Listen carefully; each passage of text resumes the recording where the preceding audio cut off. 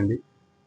ఈరోజు మనకి state highways చూస్తే చాలా బాధాకరంగా ఉంది. ఎందుకంటే యాక్సిడెంట్స్ అనేవి చాలా క్వైట్ కామన్ అయిపోయాయండి. నేను గత 2024లోని గాజువాకలోని ఎన్ని యాక్సిడెంట్స్ అయ్యాయో ఒక సర్వే రిపోర్ట్ ఇచ్చానండి. ఇంచుమించు ఒక 30 మంది చనిపోయారు 24 ఆ పీరియడ్లోని. మరి ఇప్పటికి వచ్చి ఎటువంటి అధికారి కానీ స్పందించలేదు.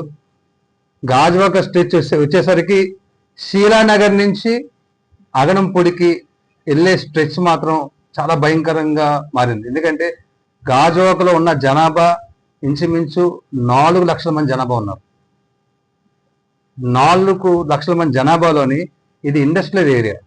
దాంట్లోని సుమారు చాలా మంది జీవనోపాధి గురించి వాళ్ళు సొంత పనుల గురించి వెళ్తుంటారు. జీవనోపాధి గురించి వెళ్ళినప్పుడు మన సేఫ్టీగా ఇంటికి రావాలి వద్దా?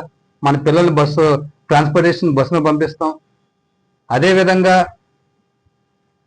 మనకి ఈ ట్రాన్స్పోర్టేషన్ ఇవన్నీ పక్కన పెడితే మనకి రోడ్ కంజంక్షన్ అనేది చాలా వరకు ఇదైపోయిందండి.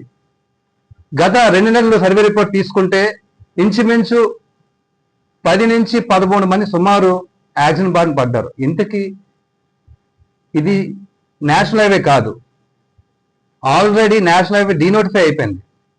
అలాంటప్పుడు ఎందుకు పీక్స్ టైంలోని లారీస్ అనేవి వస్తున్నాయి? దీనికి ఖచ్చితంగా అధికారులు స్పందించాలి. ఎందుకంటే మన గాజువాకలో ఉన్న మన ప్రజాప్రతినిధులు ఉన్న దీన్ని రెస్పాండ్ అవ్వాలి. మన హెల్మెట్ వేసుకుంటాం, అన్నీ వేసుకుంటాం, కానీ రోడ్ కనెక్టివిటీ బాగాలేకపోతే ఏం చేస్తామండి?